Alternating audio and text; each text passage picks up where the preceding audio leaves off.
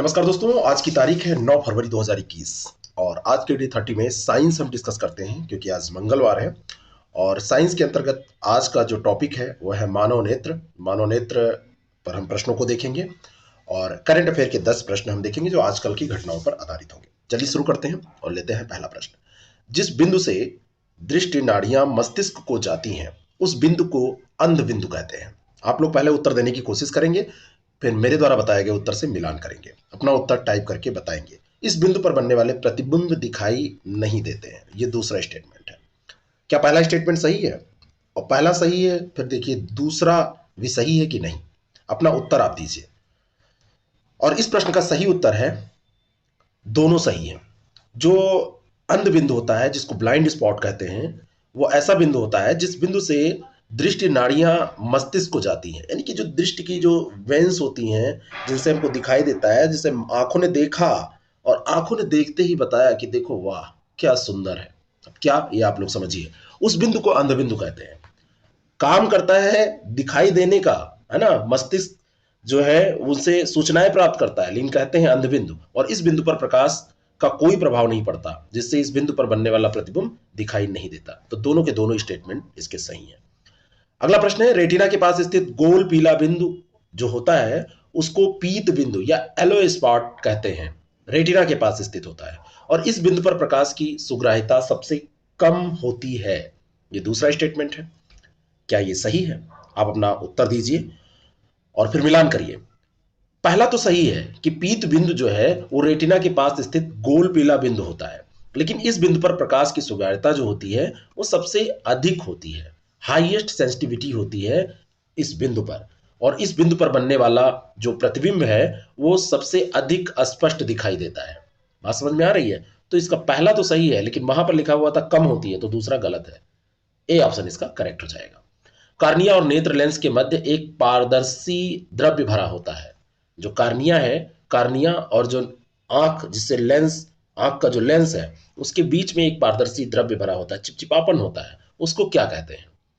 ये चार ऑप्शन आपके सामने हैं। जलीय द्रव्य, कांचाप द्रव्य, पारदर्शी द्रव्य, अंग्रेजी में aqueous fluid, vitreous fluid, transparent fluid, इसको ये कहते हैं। तो इसको कौन से नाम से जाना जाता है? तो इस प्रश्न का सही उत्तर है, इसको कहते हैं एक्वस फ्लूइड, यानी जलीय द्रव कहते हैं। कार्निया और नेत्र लेंस के मध्य में होता है, इस चीज को मत भूलिएगा। Next question.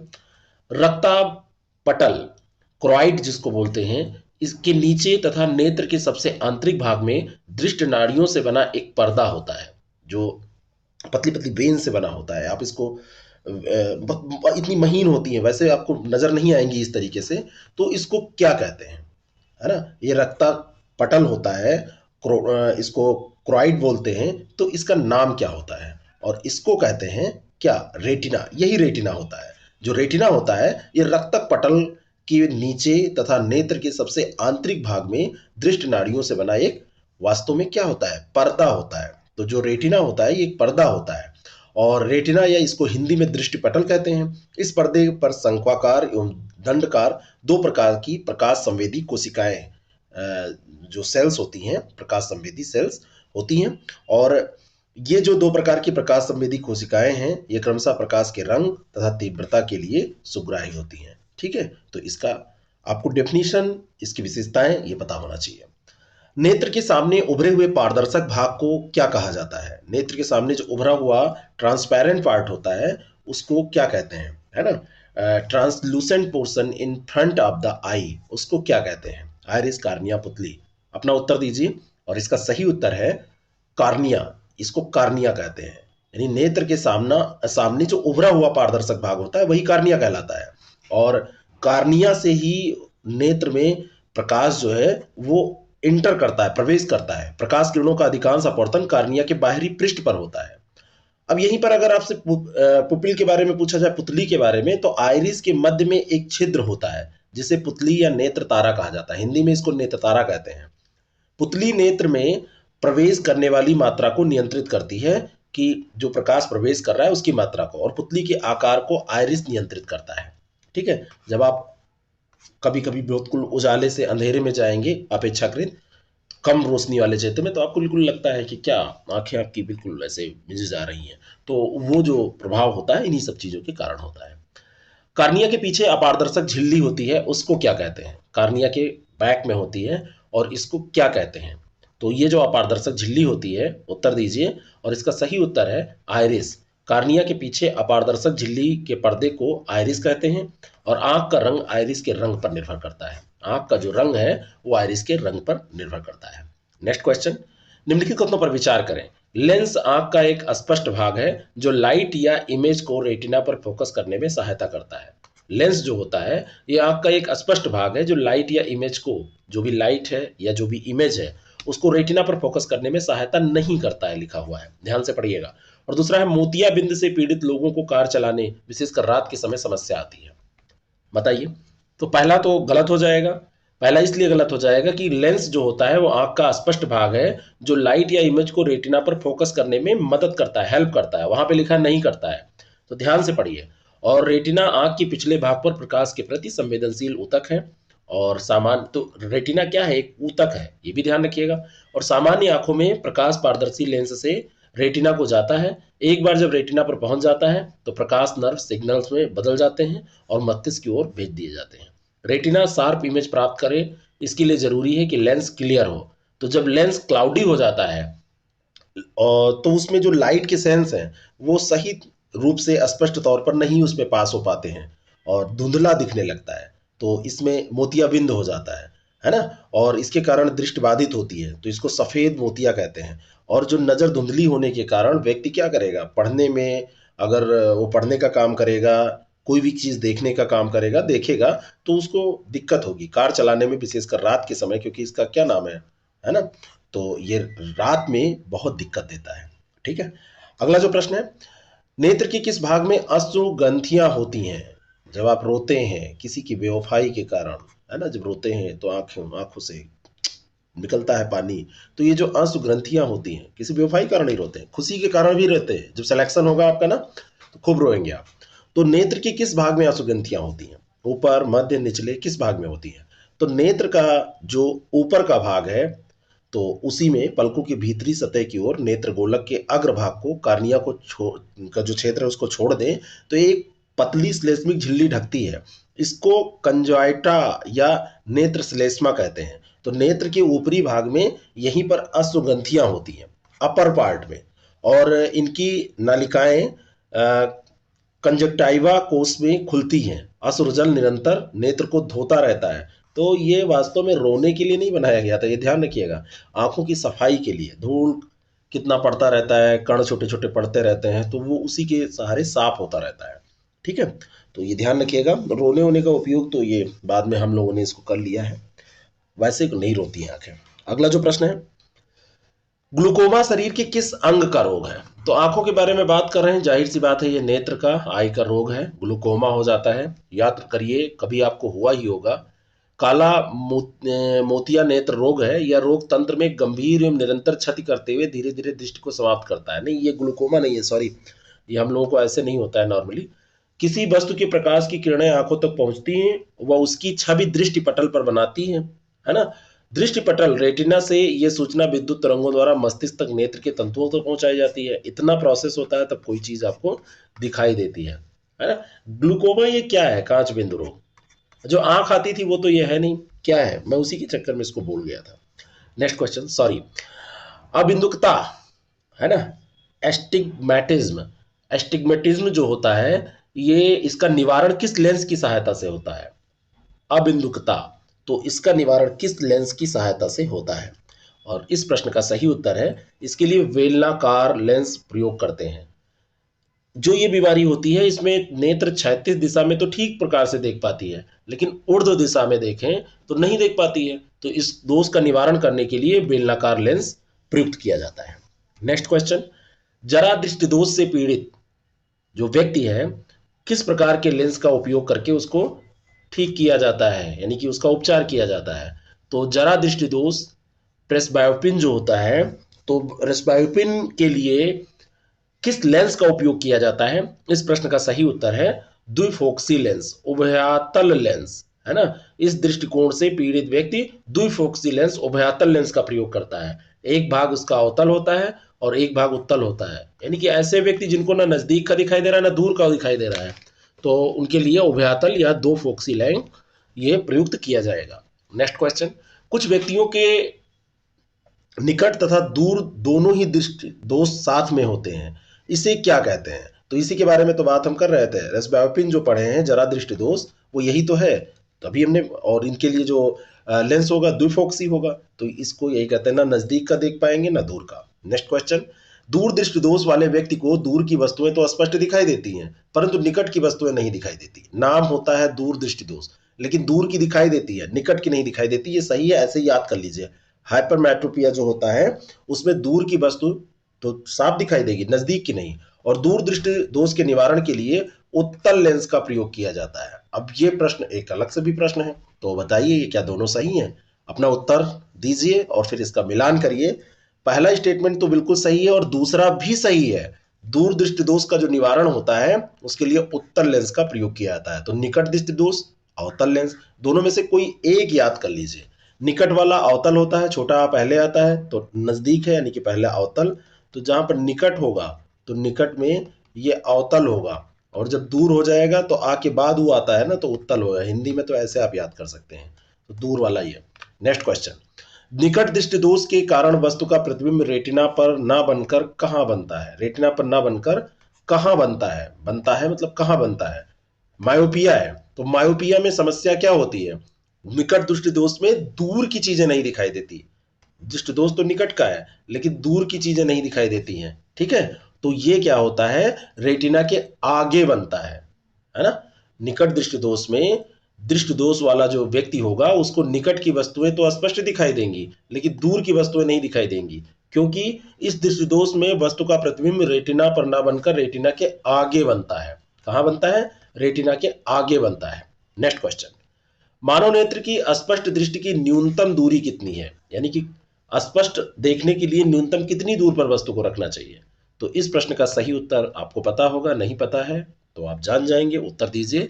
और इसका सही उत्तर है 25 सेंटीमीटर। मानव नेत्र की ये न्यूनतम स्पष्ट दूरी है। अगर स्पष्ट देखना है आपको, तो किसी वस्तु को अगर स्पष्ट देखना चाहते हैं तो प्रकाश किरणों को रेटिना पर केंद्रित करना आवश्यक है। जब तक वो केंद्रित नहीं होंगी तो नहीं दिखाई देगी, और यदि वस्तु रेटिना के आगे या पीछे केंद्रित होगी तो वस्तु हमें स्पष्ट नहीं दिखाई देगी। तो 25 सेंटीमीटर। तो जब भी आप पढ़ाई करिए तो आप पढ़ाई करते समय अपनी बुक को कम से कम 25 सेंटीमीटर दूर रखा करिए। अगला जो प्रश्न है, अपनी आंखों से। आंख की ज्यादातर बीमारी रेटिना में किसी तरह की खराबी की वजह से होती है। क्या ये बात सही है? रेटिना में ही खराबी होती है। और दूसरा है, मैकुलर रेटिना का वह हिस्सा होता है जो हमें पास देखने में मदद करता है। विचार करिए और उत्तर दीजिए।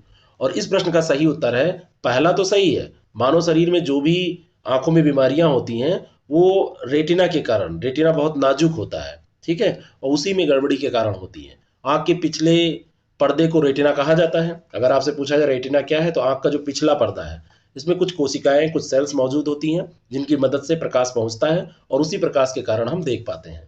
आंख की ज्यादातर बीमारियां रेटिना में किसी तरह की खराबी की वजह से ही होती हैं। मैकुलर रेटिना का वह हिस्सा होता है जो, ये मैकुलर है, ये रेटिना का पार्ट है, लेकिन वह पार्ट है जो हमें दूर देखने में मदद करता है। और यहाँ प्रश्न में लिखा था कि पास यानी कि नजदीक देखने में मदद करता है, तो नजदीक वाला गलत है, ये हमें दूर देखने में मदद करता है। यदि किसी कारण इस हिस्से में तरल पदार्थ जमा हो जाए या फिर स्वेलिंग आ जाए, सूजन आ जाए, तो दृष्टि की हानि होगी, यानी कि दूर की चीजें हमको नहीं दिखाई देंगी। नेक्स्ट क्वेश्चन, अगला जो प्रश्न है, रेटिना पर वस्तु का प्रतिबिंब बनता है सीधा या उल्टा एवं वास्तविक, सीधा एवं आभासी, कैसा बनता है? तो रेटिना पर जो भी वस्तु का प्रतिबिंब बनेगा वो बनता है उल्टा, उल्टा और वास्तविक होता है। रक्त पटल के नीचे आंख के सबसे भीतर एक पारदर्शी झिल्ली होती है, उसी को रेटिना या दृष्टि पटल कहते हैं। तो दृष्टि पटल पर जो वस्तु का प्रतिबिंब बनता है वो उल्टा होता है, लेकिन ये वास्तविक होता है, रियल होता है। ये दोनों चीजें ध्यान रखिएगा, इन्वर्टेड होता है और रियल होता है। नेक्स्ट क्वेश्चन, नेत्रदान के समय मनुष्य क्या दान करता है? बहुत ही महत्वपूर्ण प्रश्न है, बेसिक क्वेश्चन बिल्कुल इस चैप्टर का। तो जब कोई नेत्रदान कर रहा है तो नेत्रदान में कार्निया को दान करता है। किसको? कॉर्निया को दान करता है। मानव नेत्र बाहर से वैसे तो कठोर है, वह अपारदर्शी श्वेत झिल्ली से ढके हैं जिसे कार्निया कहते हैं, और नेत्रदान के समय मनुष्य कार्निया को ही क्या करता है? डोनेट करता है, दान करता है। कार्निया आंख की पारदर्शी बाहरी सतह है जिस प्रकार एक खिड़की प्रकाश को कमरे के अंदर पहुंचाती है, वही काम कार्निया का होता है। ठीक वैसा ही काम ये प्रकाश को अंदर पहुंचाना है, और जब तक प्रकाश नहीं पहुंचेगा तो वो दिखाई नहीं देगा। नेक्स्ट क्वेश्चन, निकट दृष्टि दोष के निवारण में किस लेंस का चश्मा लगाया जाता है? तो अभी हमने बात की थी, निकट दृष्टि दोष है यानी कि मायोपिया है, तो मायोपिया को ठीक करने के, मायोपिया में होता क्या है, दूर की वस्तुएं नहीं दिखाई देती हैं, तो दूर की वस्तुएं नहीं दिखाई देंगी तो उत्तल लेंस लगाया जाएगा। ठीक है ना, अभी कंसेप्ट बनाया था ना, दूर वाला उत्तल, तो ए ऑप्शन इसका सही हो जाएगा। गलत है, निकट, यहां पर देखिए निकट दृष्टि दोष है, तो याद कैसे किए थे, निकट दृष्टि दोष, निकट दृष्टि दोष को ठीक करने के लिए अवतल, दूर की वस्तु से नहीं, ये दोष के हिसाब से लेंस है, तो इसका सही उत्तर क्या हो जाएगा, अवतल लेंस। तो कंफ्यूज इसमें खूब होते हैं लोग, इसीलिए मैंने अपने आप कंसेप्ट को दोहराया कि देखिए आपने अभी तैयार किया है और आप अभी नहीं कर पा रहे हैं। ठीक है ना, मतलब अगर ऐसा है तो निकट दृष्टि दोष के निवारण में अवतल, निकट क्या होता है आ, और दूर क्या होता है उ, आ के बाद उ आता है ना हिंदी अल्फाबेट में, तो अवतल और दूर के उत्तल, ये ध्यान रखिएगा। ऐसे जब मनुष्य पास का तो एकदम साफ देख पाता है लेकिन दूर का नहीं, तो अवतल लेंस लगा दीजिए, तो उसका जो दूर दृष्टि दोष, निकट दृष्टि दोष है, तो दूर दृष्टि निकट दृष्टि दोष वो सही हो जाएगा, जो उसमें दूर की वस्तुएं नहीं दिखाई देती है। अगला प्रश्न, यदि किसी कोण पर झुके हुए दो समतल दर्पणों के बीच में कोई वस्तु रख दें तो हमें उस वस्तु के कितने प्रतिबिंब दिखाई पड़ते हैं? एक इधर से और एक इधर से, और इसमें एक वस्तु रख दें तो इसका इसका इसमें इसमें इसमें इसमें इसमें इसमें ऐसे बनता चला जाएगा, तो कितने प्रतिबिंब दिखाई देंगे? विकल्प पे विचार करिए, तो इसका सही उत्तर हो जाएगा कई प्रतिबिंब, यानी कि कई का मतलब है मैनी इमेजेस, यानी कि अनंत प्रतिबिंब दिखाई देंगे। ठीक है ना, और यदि कोई व्यक्ति समतल दर्पण के लंबवत किसी चाल से दर्पण के समीप आएगा या दूर जाएगा तो उसे अपना प्रतिबिंब उसकी दुगनी चाल से पास या दूर आता दिखाई देगा। ये भी जान लीजिए, ये शीशा लगा हुआ है और इधर से चुन्नू लाल टहलते हुए टुक टुक टुक टुक आ रहे हैं, और ये इधर आएंगे तो एक तो इनकी चाल जो है और दूसरा शीशे में, तो इसके जस्ट डबल है ना। अगर ये 10 किलोमीटर प्रति आवर से आ रहे हैं तो ये 20 दिखेगा। यदि किसी कोण पर झुके हुए दो समतल दर्पणों के बीच में कोई भी वस्तु रख देंगे तो उसके बहुत सारे कई प्रतिबिंब दिखलाई पड़ते हैं। प्रतिबिंबों की संख्या दोनों दर्पणों के बीच बने कोण पर निर्भर करती है, तो कई प्रतिबिंब बनेंगे, ये ध्यान रखिएगा। अगला जो प्रश्न है, रोहिणी आयोग का संबंध, करंट अफेयर के प्रश्नों को हमने डिस्कस करना स्टार्ट कर दिया है। आपको मैं बताना चाहता हूं कि अगर पीसीएस का एग्जाम आप दे रहे हैं, आरओ का भी कोर्स हमारा लॉन्च होने वाला है, और पीसीएस का आप एग्जाम दे रहे हैं, तो एक प्रोग्राम हमारा है QIP, quality improvement program, notes, test series, classes, सब कुछ उसमें है, तो इसको आप ज्वाइन कर सकते हैं। वैसे मैं लाइव भी रहता हूं 1 से 3 आईएएस प्रेप एकेडमी जो चैनल है उस पर, तो आप 1 से 3 लाइव आइए और जीएस को सीखिए, इंजॉयमेंट के साथ पढ़िए। रोहिणी आयोग का संबंध किससे है? रोहिणी आयोग का संबंध बताइए, तो इसका संबंध है पिछड़ा वर्ग से, बैकवर्ड क्लास जो है उससे। और रोहिणी आयोग ने ओबीसी के उप श्रेणीकरण, जो उसमें उप श्रेणीकरण होता है क्रीमी लेयर, तो उप श्रेणीकरण पर रिपोर्ट प्रस्तुत करने के लिए रोहिणी आयोग के कार्यकाल को भी बढ़ाया गया है 31 जुलाई 2021 तक। इसका गठन 2017 में किया गया था अक्टूबर में, अनुच्छेद 340 जो संविधान का है उसके तहत किया गया था, तो ये दोनों बातें याद रखिएगा। अक्टूबर 2017 में गठित और आर्टिकल 340 के अंतर्गत ये हुआ है, और उस समय आयोग की अपनी रिपोर्ट प्रस्तुत करने के लिए 12 सप्ताह का आयोग को समय दिया गया था। उसके बाद कई बार आयोग का कार्यकाल बढ़ चुका है, फिर इसको बढ़ाया गया है 31 जुलाई तक। नेक्स्ट क्वेश्चन, हाल ही में भारतीय रिजर्व बैंक ने वास्तविक सकल घरेलू उत्पाद जीडीपी वृद्धि दर वर्ष 2021-22 में कितने प्रतिशत रहने का अनुमान लगाया? आरबीआई ने लगाया है, तो आरबीआई के अकॉर्डिंग याद करिएगा कि कितना लगाया है, और इस प्रश्न का सही उत्तर है, अपना उत्तर आप दीजिए, इसका सही उत्तर है 10.5%। 10.5% रहने का अनुमान लगाया है आरबीआई ने। ठीक है, और सॉरी, पहले भी अपनी मौद्रिक नीति रिपोर्ट में कोविड-19 प्रेरित आर्थिक संकट से निपटने के लिए कई उपाय आरबीआई ने पेश किए थे, और मॉनेटरी पॉलिसी कौन बनाता है? आरबीआई बनाता है। ठीक है, तो उसने अभी ये कहा है 10.5% रहेगा।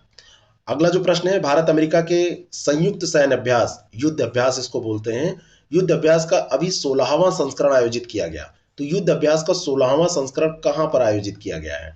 और इस प्रश्न का सही उत्तर है राजस्थान, बी ऑप्शन करेक्ट है। राजस्थान में ये 8 फरवरी को शुरू हुआ है और 21 फरवरी तक ये चलता रहेगा, यानी कि 8 फेब से 21 तक ये चलता रहेगा। भारत पाकिस्तान सीमा के पास आयोजित किया जा रहा है, भारत और अमेरिका की सेनाओं के बीच में हो रहा है, और इसमें सहयोग और इंटर ऑपरेटिबिलिटी को बढ़ाने के उद्देश्य से इसको आयोजित किया गया है। आतंकवाद निरोधी कार्रवाई पर भी ये केंद्रित होगा। पहले जनवरी 2021 में राजस्थान में भारत और फ्रांस की वायुसेना के बीच 5 दिनों का अभ्यास अभी आयोजित किया गया था। तो राजस्थान में ही हुआ था भारत और फ्रांस वाला भी, इसको हमने डिस्कस किया था।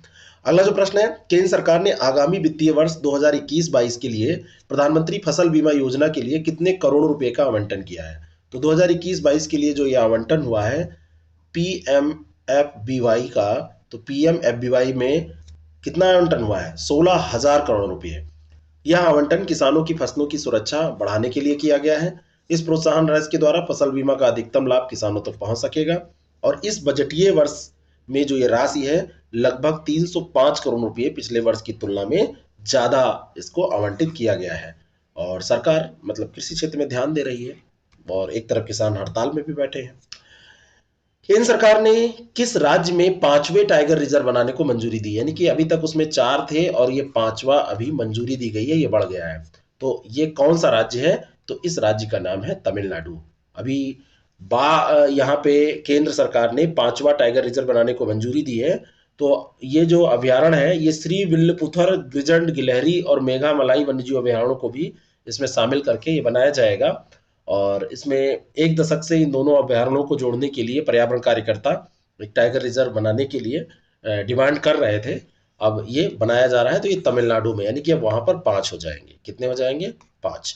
नेक्स्ट क्वेश्चन, शिक्षा मंत्रालय ने समग्र शिक्षा योजना से वित्त पोषित आवासीय विद्यालयों और छात्रावासों के नाम को किसके नाम पर रखने का फैसला लिया है? तो समग्र शिक्षा योजना जो चल रही है उससे वित्त पोषित आवासीय विद्यालय और छात्रावास बनाएंगे किसके नाम पर? नेताजी सुभाष चंद्र बोस जी के नाम पर। पश्चिम बंगाल का चुनाव समझ रहे हैं ना, तो नेताजी सुभाष चंद्र बोस के नाम पर 383 आवासीय विद्यालय और 680 छात्रावासों का नाम इन्हीं के नाम पर रखा जाएगा।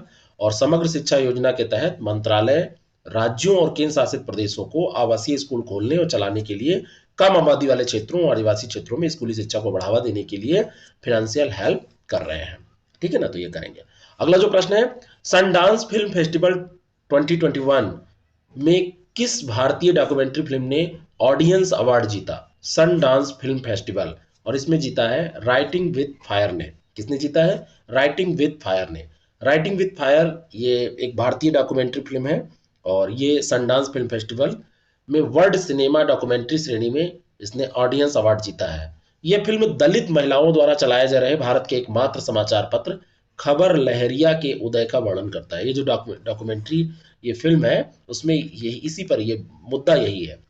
और ये खबर लहरिया याद रखिएगा, ये दलित महिलाओं द्वारा ये समाचार पत्र चलाया जाता है। अगला प्रश्न है, डोभी दुर्गापुर प्राकृतिक गैस पाइपलाइन जो प्रधानमंत्री ऊर्जा गंगा परियोजना का हिस्सा है किस राज्य या केंद्र शासित प्रदेश में स्थित है? तो डोभी दुर्गापुर प्राकृतिक गैस पाइपलाइन ये कहां पर स्थित है? और इस प्रश्न का सही उत्तर क्या है बताइए? इस प्रश्न का सही उत्तर है वेस्ट बंगाल, पश्चिम बंगाल में स्थित है। अभी 348 किलोमीटर की जो ये देवी दुर्गापुर प्राकृतिक गैस पाइपलाइन सेक्शन है, इसको पीएम ने, हमारे पीएम नरेंद्र मोदी ने इसको राष्ट्र को समर्पित किया है। यह एलपीजी आयात टर्मिनल प्रधानमंत्री ऊर्जा गंगा परियोजना का एक पार्ट है, एक हिस्सा है ना, ये ध्यान रखिएगा। नेक्स्ट क्वेश्चन, भारत के पूर्व डेविस कप टेनिस टीम के कोच जिनका हाल में निधन हुआ उनका नाम पूछा जा रहा है, ये कौन है? आपको पता होगा, और इनका नाम है अख्तर अली। ये पूर्व डेविस कप टेनिस टीम के कोच रह चुके हैं, अभी 81 ईयर के थे और इनका निधन हो गया है।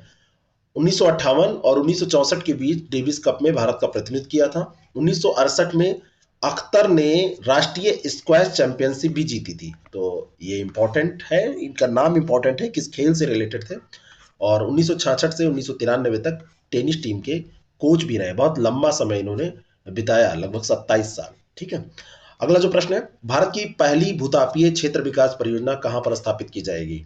तो ये जो भूतापीय क्षेत्र विकास परियोजना है भारत की पहली है, ये लेह में स्थापित की जाएगी। कहां पर? लेह में।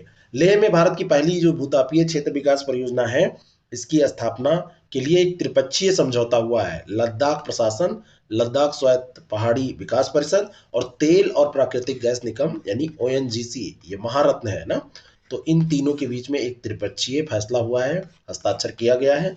तो इसी में ये लेह में भारत की ये पहली भूतापीय क्षेत्र विकास परियोजना है। कैसा लगा आपको डेली 30 जरूर बताएं।